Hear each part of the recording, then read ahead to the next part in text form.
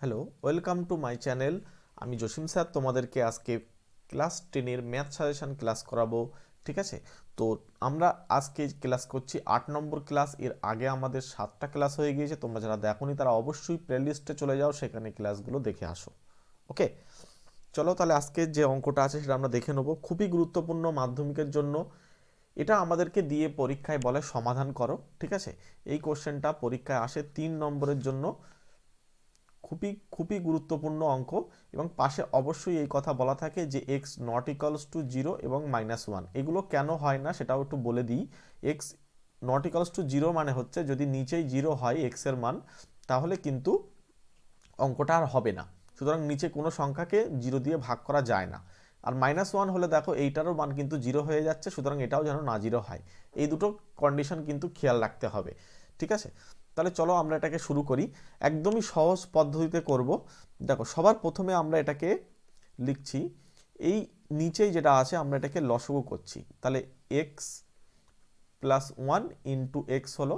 এবারে এই এক্সটা এই এক্সের সঙ্গে গিয়ে গুণ হয়ে হলো এক্স স্কোয়ার। ঠিক সেম কেস, এই এক্স প্লাস ওয়ান আর এক্স প্লাস ওয়ান কিন্তু একসঙ্গে গুণ হয়ে হচ্ছে এক্স প্লাস ওয়ান, তারা ঘিরে দিয়ে স্কোয়ার।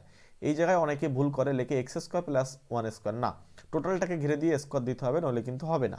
12 × 24 আর 1 × 25, এটাকে পূর্ণ সংখ্যাটাকে আমরা ভাঙিয়ে নিলাম, নিচেই কিন্তু আমাদের 12 হলো। এবারে আমরা পরের লাইনে বা দিয়ে ওপরটাকে দেখো আমি একটা সূত্রে ফেলতে পাচ্ছি, এই এক্স প্লাস ওয়ান তারে ঘিরে দিয়ে স্কোয়ার, অর্থাৎ A plus B whole square সূত্রে ফেলতে পাচ্ছি। ঠিক আছে, A square plus two B plus B square. আর নিচেরটা আমি কি করছি, নিচেরটা জাস্ট এক্স দিয়ে গুণ করে দিচ্ছি, তাহলে হচ্ছে এক্স স্কোয়ার আর এক্স ইন্টু ওয়ান মানে x is equals to 25 divided by 12। একদম সহজ।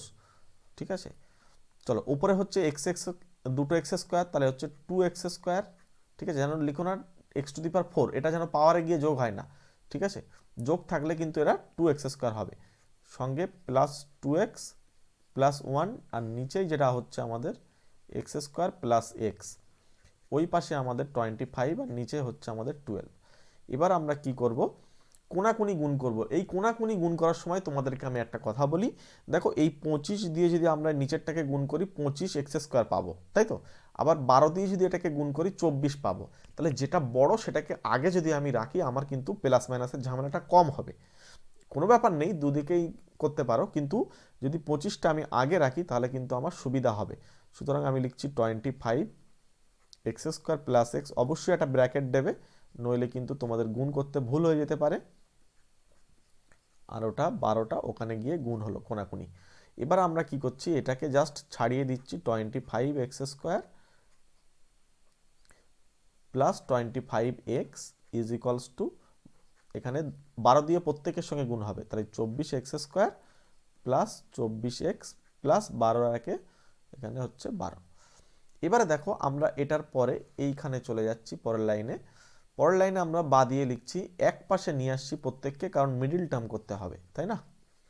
X square minus 24 x square, যেহেতু চিহ্ন বদলে আসবে ওই পাশ থেকে এ পাশে আসলে, প্লাস 25 এক্স মাইনাস 24 এক্স আর মাইনাস 12 ইকালস টু 0।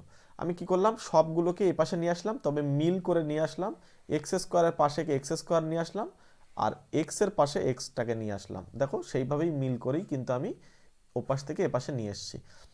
তাহলে এটা ইজিলি হচ্ছে শুধু এক্স স্কোয়ার, যেহেতু 25 থেকে 24 বাদ যাচ্ছে। আর পরেরটা দেখো, 25 থেকে 24 বাদ গেলে শুধু এক্স মাইনাস 12। এবার আমাদের কি করতে হবে, মিডিল টার্ম করতে হবে। মিডিল টার্ম কত, এই 12টাকে যদি আমরা ভাঙাই 4 ইন্টু 3, 3 4 12, তাহলে এটা দেখো এখান থেকে আমরা যদি বিয়োগ করি, 4 থেকে যদি আমরা 3 বাদ দিই তাহলে কিন্তু 1 আসে, আর আমাদের কিন্তু মাজায় 1 আসে, এটাই তৈরি করতে হবে। ওকে, এক সেকেন্ড, হ্যাঁ দেখো, তাহলে এটা হচ্ছে কি, এক্স স্কোয়ার প্রথমে আমরা লিখব প্লাস 4 মাইনাস 3 ব্র্যাকেটে X minus 12 is equals to 0। পরের লাইনে আমরা বা দিয়ে এক্স স্কোয়ার প্লাস এই এক্সটা দুজনের সঙ্গে গুণ হয়ে যাবে, অর্থাৎ 4x minus 3x minus 12 equals to 0।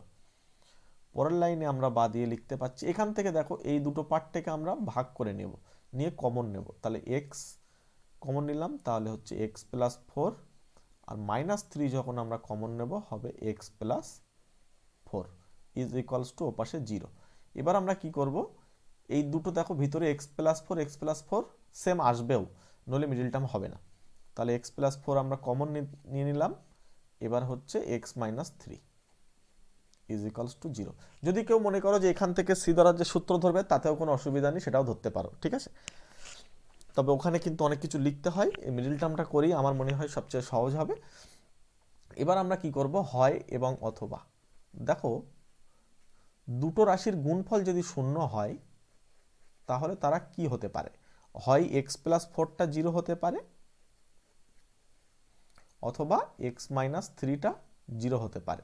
এবং এর সঙ্গে আরও একটা কথা বলে রাখি, এরা দুটোই একসঙ্গেও 0 হতে পারে, ঠিক আছে। মানে যে কোনো একটা তো 0 হতে পারে, বাট দুটোও আবার কিন্তু একসঙ্গেও 0 হতে পারে। যাই হোক, আমরা এতটুকুই করলে আমাদের হবে। তাহলে এক্স এপাশে যদি আমরা 4টাকে পাঠিয়ে দিই তাহলে -4 আসে, আর এপাশ থেকে যদি আমরা এটা করি তাহলে 3টা ওপাশে চলে গেলে +3 হয়ে যায়, অর্থাৎ 3। তাহলে আমরা বলতে পারবো অতএব যে নির্ণয় আমাদের সমাধান আসলো সেই এক্স এর মানটা হচ্ছে কত, -4,3, বা কেউ 3,4ও লিখতে পারো। এটাই কিন্তু আনসার। খুবই গুরুত্বপূর্ণ অঙ্ক, তোমাদের পরীক্ষার জন্য বেস্ট অঙ্ক। সুতরাং তোমরা একবার চোখ বুলিয়ে রাখো, তোমাদের পরীক্ষায় আশা করি কাজে দেবে।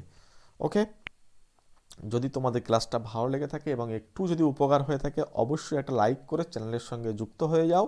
এরপরে তোমরা মাধ্যমিকের পরেই 11-এ যখন উঠবে তখন কিন্তু ম্যাথ এই ক্লাস এই চ্যানেলে করানো হবে, সেখানে তোমরা অনেক উপকার হবে আশা করি।